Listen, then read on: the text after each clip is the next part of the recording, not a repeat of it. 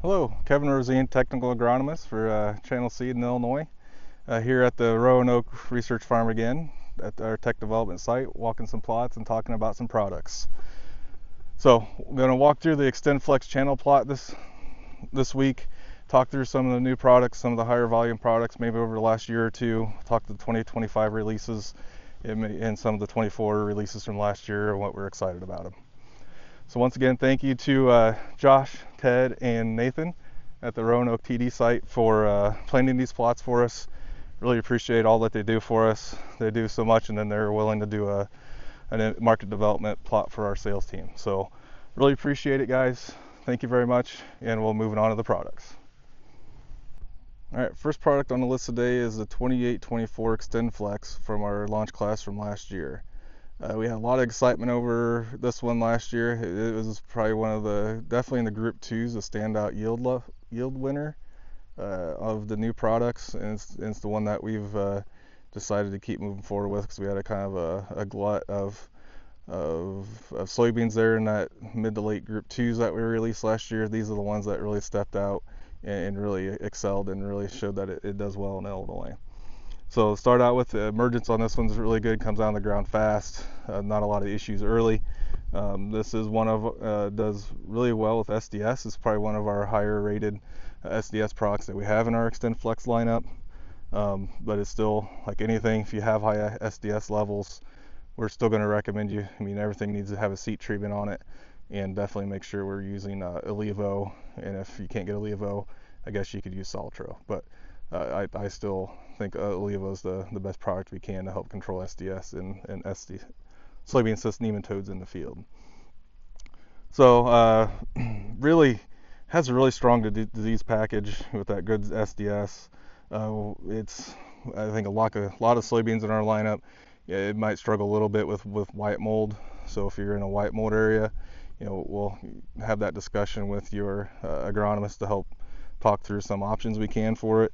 This has done well on no-till acres and with narrow rows. So I think this is one that I think we'll definitely be able to get some high volume out of it, and we were able to get some high volume this year out of it. Yield looks good. This is a little later planted field, so it's a little shorter than in a lot of fields I've been in. But overall, really healthy plant. I like its plant height. It's not overly tall, and it brings some good SDS and should be a really good wide acre product for us moving into the future. All right, next product is 3025 Xtendflex. So this is a brand new soybean for us for 2025 sales year.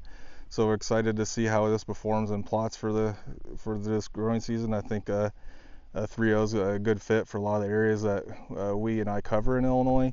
So it's definitely a good fit if it can keep up in yield, which according to the data that we've seen on it, it can.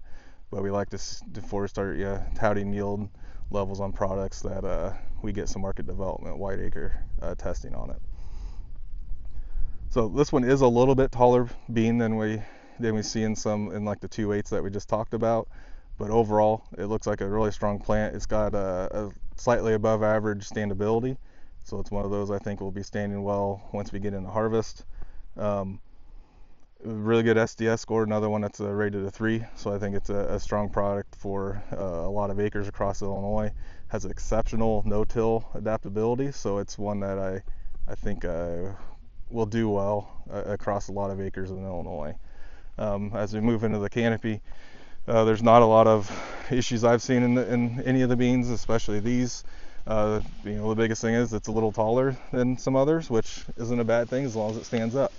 Gives you more opportunity to get more nodes and more beans on those plants. So I do think these 3025s are going to be a good option for us moving into the 2025 growing season. And it's just excited to see what the yield level is once we get it through our market development plots this fall. Okay, next product is 3124 Xtendflex. This was a new product for the 2024 growing season. I think this one kind of surprised me and us as we got through the yield data from last year. I'll be honest, walking plots last year just looked like beans. But they really stood out in a lot of areas as far as being a good high yield option for us. but also gives us a lot of agronomic support to hit a lot of acres in the state of Illinois. So really good emergence on it. Once again, really good no-till adaptability. That's what I like about some of these last year or two of products. They don't have to all go into high yield, highly tilled ground. They do really well in no-till in some more challenging areas. So I think this is another one that is pretty widespread. It can go on a lot of acres and perform well for a lot of growers for us. Disease package, it's slightly above average. It's a 4 for SDS and a 4 for white mold. So this is probably one of our better white mold products that we have in our Xtendflex lineup. So if you do have some areas where you're fighting some white mold in the past, this would be one that you'd probably be one of the first ones I'd suggest to move to for future seasons. Really good standability on this one. Didn't really see this one go over much last year, and if it did, once all the leaves come off, it did stand back up. So overall, good yield package on this one, good disease package, good yield on it. I think the momentum we got from it this year will just keep going as we move farther into the 2025 season. All right, 3525 Xtendflex. As you can see, this one has the SR on it, or sulfonylurea resistance. So this would be definitely a double crop soybean option. That way you don't have any carryover issues from your previous wheat crop. This has been touted as being the replacement for 3521s, which has been a staple and a high volume product for all brands between Channel and Stone for multiple years. So it's got a huge legacy to stand up to, but from the yield data we've seen from breeding, we can see why they're moving forward with this one. 3521s are still going to be available. I'm not saying that it's not, but this is one that within a year or two, if the yield level's out where we expect it, I would say we'd start moving some volume into 3525s. As we move into Campia, it is a little bit taller plant. I think it has decent disease package on it. I think one thing, its weakness is white mold, but where it's bread and butter, where it's going to be, white mold's typically not an issue. So I don't see that being an issue holding this one back any. Slightly above average on SDS, so I think it's a good option for us here through Central Illinois. That we are starting to see more and more SDS show up every year. Once again, another really good no-till adaptability. So I think this, if the yield holds together through market development plots, I think this is a great option for us moving in to a pretty wide acre product. We're still going to rely on 3521s probably for the 25 sales season, but this is definitely going to be an option for you guys if you have some guys that want to try some new things, didn't have a great experience with 3521s in the past. This would be a great option for you to move into the future. All right, the final product I'm going to talk about today here at this plot in Roanoke is 3624 Xtendflex. This is one I don't have a lot of experience with. We had very limited plot seed for it last year, so I honestly did not see it hardly at all in any of my territory across the northern part of Illinois last year. The reason I have it in this plot is it's the plots that we had in Central Illinois and South. This was the yield leader in those plots, and in a lot of those plots. So it's one of those that I definitely wanted to get it in here at Roanoke to see how it could handle, the south part of my territory, and see if it's something that we can push a little farther north. I think the yield package on it is exciting to see. So it's something that I know it's not going to be a high volume product for us, but it's definitely one I wanted to look at and just to see how it could perform as we started moving north a little bit with it.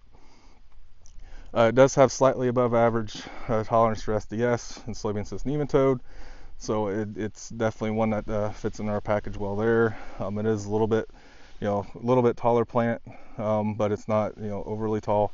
It does bush out pretty well. Got other disease package, looks pretty good on it. Good emergence. Its standability is probably the most questionable thing about it. It's right at average, right at a 4 or 5. And I know that scares some people away, but with the yield that this one brought, I think a lot of guys would be willing to look past a little bit of leaning to bring in some of the yield that this bean has brought through central and southern Illinois. So as we look down through the canopy, it does have a lot of pods, good node set.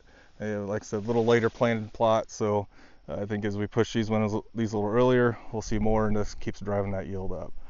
So I think this would be a good complement. This would be more of a high yield management type bean.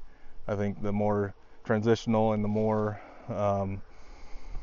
not high yield you get in some of your timber soils and that kind of stuff, we'll probably move to other products, something like the 35-25s or some of those. But if you have that true want to drive for yield, they want to manage it for yield, I think this would be a great option through that central Illinois area. All right, those are the Xtendflex products I wanted to talk about today that are here at the Roanoke, Illinois research farm at the plot here. Once again, anytime you want to come look at it, just reach out to any of the guys at the tech farm. Reach out to me. Be glad to meet you guys here and talk about it and walk through plots. But so far looking good. Excited about this new lineup and seeing how it yields this fall. So thanks again to the Roanoke guys for doing plots for us. We really appreciate it. And you guys have a great week. Thanks.